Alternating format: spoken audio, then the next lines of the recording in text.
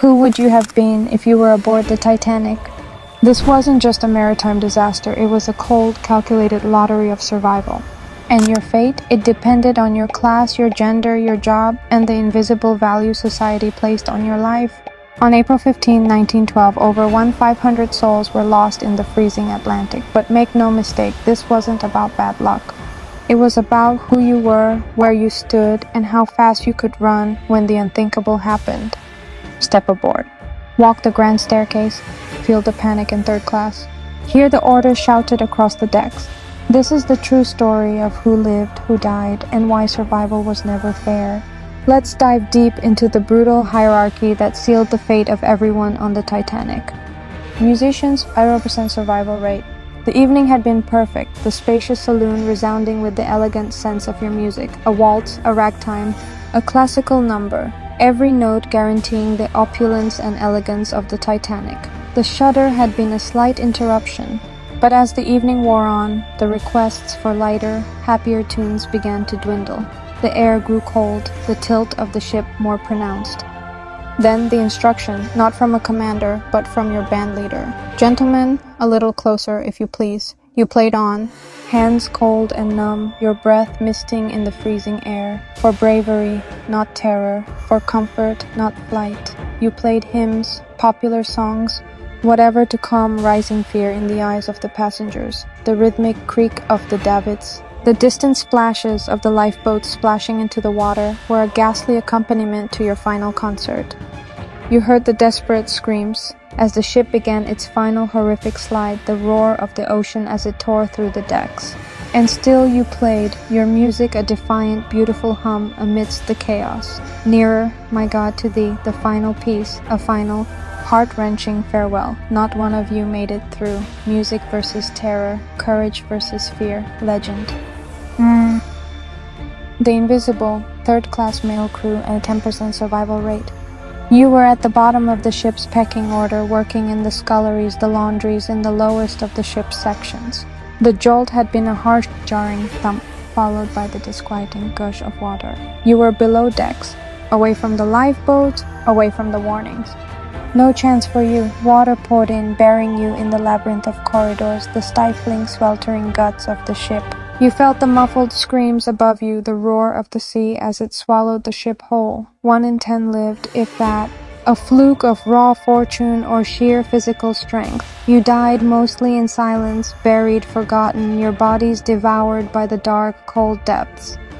Last line, deck crew, 15% survival rate. You were the man on the brain workers of the deck, securing ropes, maintaining equipment, launching boats. The impact was immediate, savage. Your life was a blur of bellowed orders, sore muscles, and supplicant faces. Lower away the boats, take the women and kids aboard. You worked in weariness, wrestling with bulky davits, securing ropes. Seeing the lifeboats fall into the dark coldness. You pushed, yanked, shoved, your hands blistered, your breath misting in the icy air. You were the last line, the middleman between terror and rescue. You helped lower the boats, tied ropes, and waited behind to help, even as the deck canted more and more steeply. You saw the faces of those you saved, and of those whom you could not save. Few of you lived, taken aboard a lifeboat already over capacity, or clinging to debris in the freezing water. You served to the end, your task done, your body exhausted, your spirit marred for all time by the night. The backbone, first-class male crew, 16% survival rate. You were the engineers, the electricians, the central hub of the ship's intricate machinery. The gash was a catastrophic roar, followed by the horrific rush of water. Your purpose was to maintain Titanic's life, to maintain her power, her light, her breath. Damage reports, run the pumps. The engine room was a hopeless battleground against the invading sea. You labored insanely, amidst the hiss of steam, the clang of stuck machinery, the gurgle of water creeping up the soles of your feet. You knew the ship was gone, but you had duty to keep the lights aglow, to operate the pumps, to give every possible chance for the people on board. You stayed below deck, sacrificing your lives for others. The water rose higher, cold and bitter, until it engulfed the last light, the last engine. Your names are almost forgotten, your courage unrestrained. But your labor, your steadfast readiness in your places was, you died below deck, keeping the ship together as long as you could with your quiet living sacrifice. The forgotten second-class men, 17% survival rate. You were respectable, compliant, a professional headed for a fresh opportunity, a merchant, a teacher. You had paid your fare, earned your place on this grand ship. The impact had been a jarring thud, enough to send your drink flying in the smoking room. First reports were encouraging. Nothing serious, gentlemen. But as the ship began to list and the calls of women and children grew more urgent, a terrible truth dawned. You stood your turn, patiently, in line, believing in the machinery. You were on the boat deck, watching wives and daughters board the valuable few lifeboats. You heard their farewell, their promises to meet again. The minutes ticked into an eternity. The lifeboats were filled up, then lowered, one at a time, into the dark abyss. You could see desperation etched on the faces of those around you, the realization dawning that your turn would never arrive. Only 1 in 6 of you survived. You trusted the system, and it abandoned you. You stood on deck, watching the ship tilt further. The band's dirge, hum, a final otherworldly song, understanding your rightful deference had come at the cost of everything. The loyal, lower stewards, third class, about 23% survival rate. You were the behind-the-scenes anchor of third class, carrying trunks, cleaning cabins, comforting passengers who dreamed of a new life.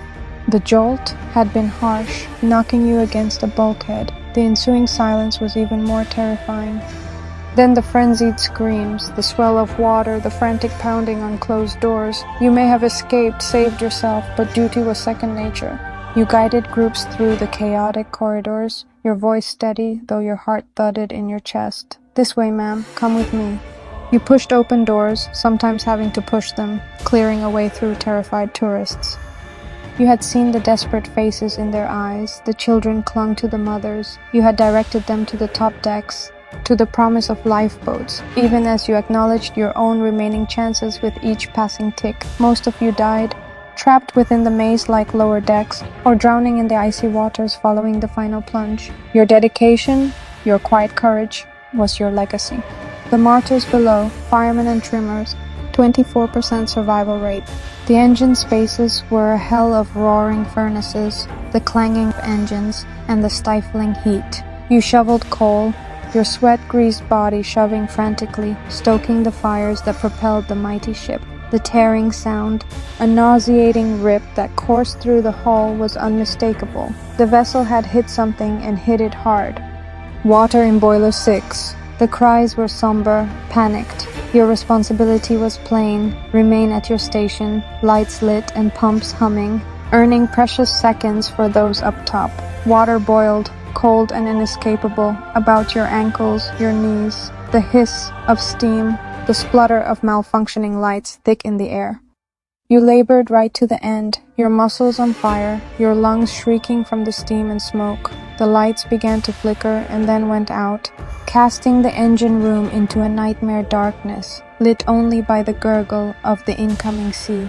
No escape, no heroics. You died down below, trapped in the belly of the beast you had slaved for. Your passing, in those oppressive, waterlogged staterooms, saved others' lives, a quiet. The dreamers, third-class men, 25% survival rate. You had come for a better life, for the promise of America. Steerage decks had been raucous, boisterous, with promises of a new life suspended in the air. The impact was a cruel jolt, shattering bottles from tables, a gasping moment of shocked silence, then a burst of disorientation. What was that? An accident?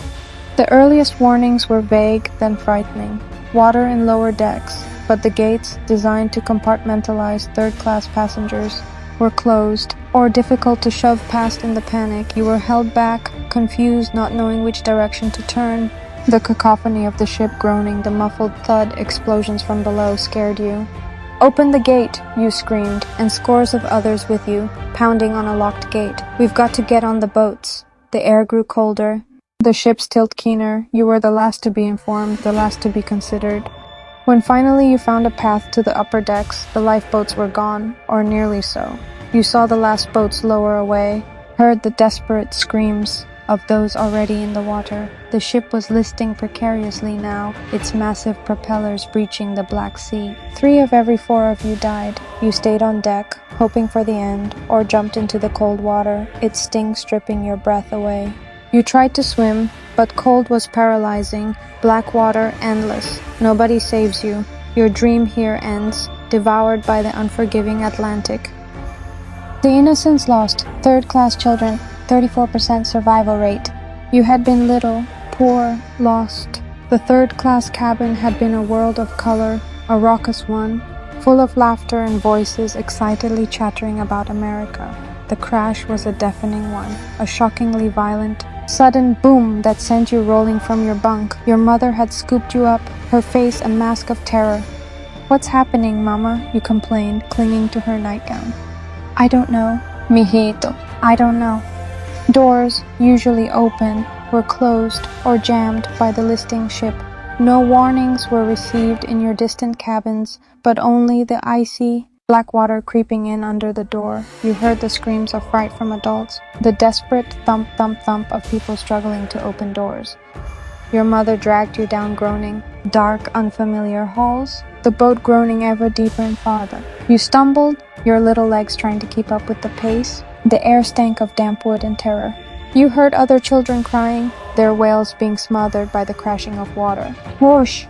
When you finally reached the open deck, cold was a surprise, but glimpsing the few, half-filled lifeboats was horrifying. There was no kind of order here, only this wild jam of people. You were little, readily shoved aside. Your mother pushed you forward, her force Herculean, her voice a raw yell. "My child! Please, my child!" The gentleman, first-class men, by 34% survival rate. The night had been one of sophisticated delights, a rich cigar in the smoking room, a shared brandy with fellow industrial giants. The jolt had been a faint shudder, a slight incident to be brushed away. Tuxedos were still smooth, conversations went on, but with a new background undertone of interest. "An iceberg, they say," one man said, a dry smile playing on his lips. "How inconvenient." But as hours went by, the truth would no longer be in denial. The deck sloped, first slowly and then with increasing surety. The shouts of women and children first were clear, adamant. You stood on the boat deck, your hair tossed back by the icy wind, a witness to the silent tragedy. Others of you helped others, leading terrified women, lending a calming word. "Go on, my dear, we'll be right behind you." Others, seeing advantage, boarded early boats. A subtle word with an officer securing their place. You could make decisions, and some of you did. Wealth brought options, but no protection. You watched your wife, your daughter, descend into the darkness, faces pale in the dim light. The music of the orchestra's sad hum drifted out across the deck, a cold accompaniment to the end. You watched friends, acquaintances, stand resolute, hands in pockets, staring into their depths. You listened to the mad screams as the ship began its final plunge, the roar of the sea as it swept up the big ship whole. 1/3 of you lived. You clung to overturned boats, battled through the freezing water, your body in shock and numb to the cold. You were rescued, but the recollection of choices made, faces lost, would forever haunt your soul. The commanders, ship's officers, senior male crew, 39% survival rate. The crash had been a muted, gagging thud that jarred the bridge, and then the tearing sound of metal like a fingernail drawn down a chalkboard. As a senior officer, duty, discipline, and decision were your lifeline. Within minutes, you knew the truth. The ship was dying. "Report!" you snapped, your voice shattering the shocked silence. "Water in the forward compartments?" "Sir, quickly!" The boat deck was your battlefield. You shouted orders to uncover lifeboats, load women and children, your throat sore from bellowing orders. "Clear the lines. Lower away, port side. No men unless absolutely necessary." There was the clatter of davits groaning, ropes screaming, and the steady blood-curdling splash of boats hitting the water, filling your lungs. You saw the fear in passengers' eyes, the agonized moans of those who did not wish to leave their loved ones. You had to be the rock, the unyielding force. Some of you gave your lives helping others, pushing, shaking women into boats, cutting ropes. Others directed lifeboats. Your voices clear in the mounting panic. "Steady as she goes. Keep rowing. Keep together." The warriors, third-class women, 46% survival rate. The impact was a teeth-jarring, brutal crunch. You were below deck, in the raucous, heavily populated common room of third class, where the air was thick with the stench of sweat and cheap tobacco. The laughter and boisterous conversation that had erupted just moments before had been like a chorus of hopes for a new life abroad. And then the nightmarish shudder, the jolting sudden stop, and the stillness, an unnatural heavy stillness. Then the screams, distant at first and getting closer. Water's entering in. You heard shrieks, slashing, rending shrieks of fear. Scream! The vessel lurched, and a wall of icy water, black and foreboding, began to creep in around the door. Panic, wild and primeval, erupted. "Mama, what is it?" your daughter shrieked, clinging to your skirt. "Don't worry, my love," you whispered, your voice trembling, though you tried to keep a grip on yourself. "We'll be all right." The helpful hands, male stewards, upper decks, 60% survival rate. The gash was a disgusting vibration, low, that rattled the glasses in the first-class dining saloon. You were taking away dessert plates, the pungent aroma of coffee still hanging in the air. You were a male steward on the upper decks, waiting on the wealthy, polishing their silver, carrying their trunks, answering their every summons. Your service now was of a different kind. "All hands on deck! Lifeboats to be uncovered!" The officer's yells over the polite whisper of the passengers. Your training asserted itself. You strode resolutely, herding bewildered passengers, grabbing life belts, staying calm. "This way, sir. Wrap this around you, madame." You helped a woman with a fur stole aboard a boat, then a tearful young woman searching for her child. "He's only a boy, sir. Oh, please." You led her firmly, pushing her into a waiting steward. The air was heavy with the gentle thud of lifeboats coming down, the creak of ropes. And then a sweat-sprinkled officer, though chilly, pointed at you. "You, get in. Strong hands are needed to row. Help quiet them." You obeyed immediately. There was no protest, no hesitation. You were needed, and in this desperate hour, being needed brought lives to safety. You took up an oar, your muscles cramping with each stroke against the icy water, the rhythmic splash-pull-splash sounding like a counterpoint to the distant howls. You were exhausted, numb, but alive. Well over half of you lived. Your worth, your trained habits had kept you alive. You tugged at the oar, your gaze following the receding lights of the ship, a silent testimony to the service you had performed and the life you had been given. The middle-class daughters, second-class women, 86% survival rate. You had slept overnight in the second-class library, reading a novel, the ship's rocking a comforting familiarity. No jewels, no titles, only respectability, the modest pride of a teacher beginning again, or a nurse seeking opportunity. The jolt here had been greater. A piercing, grinding sound that shook the ship. A whisper of alarm, not of fear, had swept the room. "What was that?" a person whispered. "Probably just dropped a propeller," a male person joked, though his smile didn't quite cover his eyes. But rumors began, heating into quiet murmurs. "Water in the mailroom," they say. "Lifeboat drill," they say. You walked to your cabin, gathering a warm shawl, your hands quivering a little as you fastened up. Your cabin neighbor, a clerk's wife, was already there, her face white. "They're boarding women and children," she said, her voice barely above a whisper.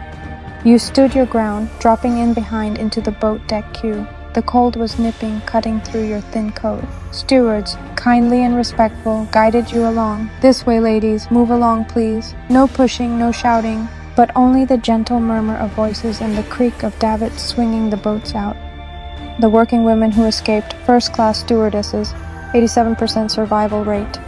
The scrape had sent a jolt up your spine, a sound like a giant fingernail dragging across a blackboard. You'd been turning down the beds in a suite, the scent of lavender sachets in the air. As a first-class stewardess, your world was one of meticulous service, anticipating every passenger's need. Now, the needs were different. The yells burst out unexpectedly, echoing along the shining corridors. "All hands on deck, women and children into the boats." You weren't a passenger, you worked for them. Tonight, though, your uniform, your knowledge of the ship, your priceless job entitled you to stay aboard. You accompanied Mrs. Astor to her fur coat, drawing it up respectfully over her shoulders. "Are you warm enough, madam?" you asked, your voice betraying none of the internal trembling. Aboard, the chaos was directed, but crisis loomed. Officers bellowed orders, their breath clouding in the frozen air. You were escorting a bewildered old woman down to a boat when an officer, white-faced but resolute, grabbed your arm. "Stewardess, get aboard." "Soothe her." He nodded toward the trembling woman you were leading. The ladies of luxury, first-class women, by a 97% survival rate. The evening had gone well. You'd enjoyed exquisite French food, the crystal clinking softly, the music of the orchestra, a hushed background to glistening conversation. Your silk dress, a new Parisian design, shone under the flashing saloon lights. The jolt, when it came, was so slight you'd half accounted it as a passing rolling of the sea. A small tremor, your husband had remarked, an eyebrow rising. "Perhaps we've rocked a pretty obstinate wave." But then the stewards began their rounds, their voices low, almost conspiratorial. "Just a small precaution, madam. We ask that all ladies and children proceed to the boat deck." There was no franticness, only a perfunctory sense of urgency. You wrapped your mink stole around your shoulders, the diamonds at your throat shining in the light. Up on the deck, the chill was biting, but otherwise surprisingly peaceful. Officers' faces were set in grim resolve, directing traffic with firm, reassuring voices. "Ladies first, please. Step lively. You were a first-class lady. Officers ordered you into the lifeboat now, even if your husband stayed behind." "My husband will come with me," you stated, voice steady, though a quiver of fright began to quake beneath your command. The lucky few, second-class children, a 100% survival rate. The second-class decks were packed, but the laughter and guffaws had stopped following the scrape and the subsequent hush. You'd been tucked up in your bunk, fantasizing about your new American life, when the faint vibration had roused you. Your father, a schoolmaster, had run out to investigate, returning with a furrowed brow. "Just a little bump," they say. "Nothing to worry about." But then the voices started, not shouting, but insistent. "All women and children to the boat deck." Fewer in number than the youngsters of first class, but just as excluded, second-class children were of the middle class. You never had titles, no personal governess to sweep you off your feet, but you had one great thing: you were visible. You walked hand in hand with your mother. Your small brother clutched tightly at her other side. The corridors, usually so full of life, were somber now, full of the soft rustle of coats and the murmur of worried voices. Crew members, their faces set but unwavering, fought through the crowds. "This way, ma'am. Please keep moving." They found you, got you out, and made sure you escaped. Evacuation on these decks was smooth, almost ghostly so, a testament to the middle-class passengers' discipline and the diligence of the crew who knew their faces from the dining saloon. The untouchables, first-class children, 100% survival rate. Think of being 8 years old, swaddled in a fur-trimmed coat, holding your governess's hand. The cool, clear air of the North Atlantic smarted on your cheeks, but the wrapped-up layers of wool and fur kept the cold away. Inside, the ship had been a floating palace, a world of gleaming mahogany and soft-sounding whispers, where your every desire was indulged. Just hours ago, you'd been giggling, chasing your reflection in the grand staircase's mirrored walls, the distant thrum, thrum, thrum of the engines a comforting lullaby. And then, the shudder. Not jarring, not violent, but low and vibrating. A hum that shook the ship's very marrow, a sound like a giant sigh. You'd hardly have noticed, so absorbed in the game your governess, Miss Finch, was playing with your teddy bear. "What was that, Miss Finch?" you'd asked, your voice small. She just patted your hand, a tranquil expression on her face. "Probably nothing." "Dear." Maybe the ship just stretched. But then the stewards began rushing with a new urgency, their polite smiles a bit strained. A light knock on your cabin door, and a man in a crisp white uniform bowed his head. "Miss, Master, if you'll follow me. Just a precaution." When Titanic sank, it didn't just take lives, it exposed a brutal truth. Survival wasn't luck, it was status. Your class, gender, and job decided your fate long before the iceberg hit. Some were saved by privilege, others by duty, and many never had a chance. In the end, Titanic wasn't just a tragedy, it was a mirror. Who would you have been, and would you have made it out?